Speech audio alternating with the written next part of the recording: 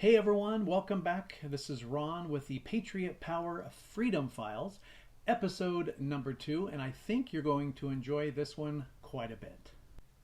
Yesterday, in 1780, the verdict of one of the most famous acts of betrayal was ordered, at least for one of the two men that were involved.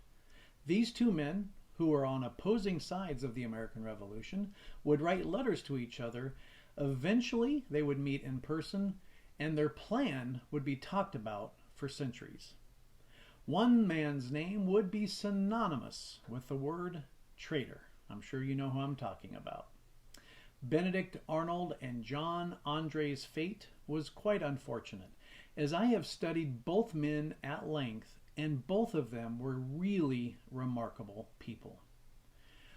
Benedict Arnold was hands down the best military general of the entire Revolution on either side, and even British leaders said the same thing, and as do historians over the ages.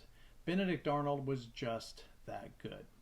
And since the Freedom Files isn't the place to go into all aspects in great detail, I'm going to oversimplify and summarize this event for you.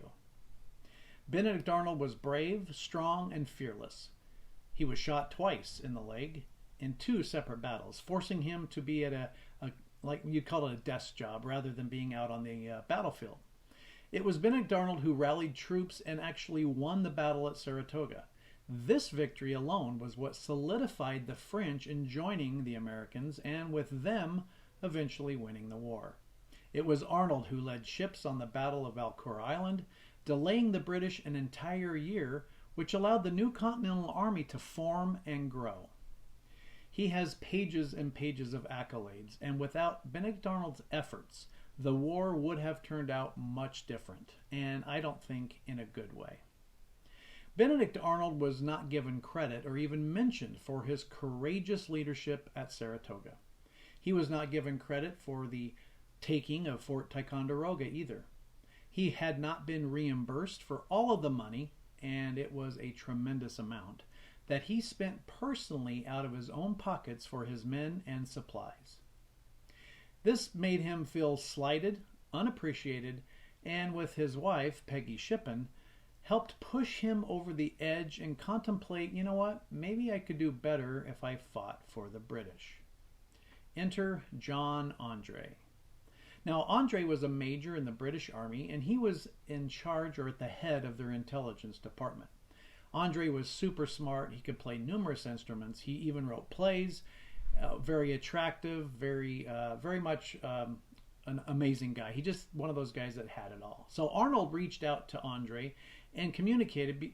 They started communicating, and it became more and more frequent. And their plot was solidified as they eventually met in person on the banks of the Hudson River in New York. Arnold gave him the plans, maps, troop counts, and all information about West Point, which would allow the British to take control over it. Now, West Point was strategically located, and whomever had control over it yielded many, many great benefits.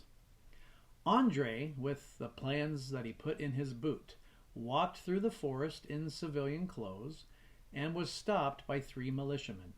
These men questioned him and searched him and found the plans of West Point. Shortly after that, it was learned that, in fact, Benedict Arnold and John Andre were working together, making Andre a captured spy, because he wasn't in uniform, and Benedict Arnold a traitor. Arnold fled to a British ship, and Andre was a prisoner. After a brief military trial, Andre was found guilty and sent to the gallows as a spy. He did request that he be shot by a firing squad as an officer, but George Washington did not allow it. Instead, his fate would be at the end of a rope. Andre died by hanging on October 2nd, 1780, in Tappan, New York. He was actually mourned by the vast majority present, and even by those who were his enemies. Everybody that was present at his hanging were quite sad, and many were reported to actually cry. Alexander Hamilton and the Marquis de Lafayette fought to not have him hung. Many others also wanted Andre to be shot or used in a prisoner exchange, making friends and impressing all who came into contact with him. He had a lot of charisma, John Andre. Had Arnold not defected to the British, he would have gone down in history, I believe, as the second most important figure, right behind George Washington. John Andre was just 34 years old, and I often wonder what would have become of him and Benedict Arnold had their paths not crossed. So yesterday his trial sent him to the gallows, and in 2 days, October 2nd, he would meet his fate. On the 2nd, it will mark the 243rd anniversary of John Andre's death. There are lots and lots of amazing and interesting details surrounding this particular event, and I encourage you to do some further research. It's pretty darn fascinating. Or you can always tune in to my podcast at patriotpowerpodcast.com. It's also on all platforms where you get your podcasts. I hope that you have a better appreciation for both Benedict Arnold and John Andre, and please follow or subscribe so you are notified when new videos are available. Learning about history is supposed to be fun, interesting, and exciting. It's not just memorizing names and dates. And I hope through my videos and also my podcast that I accomplish that for you. Until next time, have a very blessed week, and tell a veteran thank you for their service.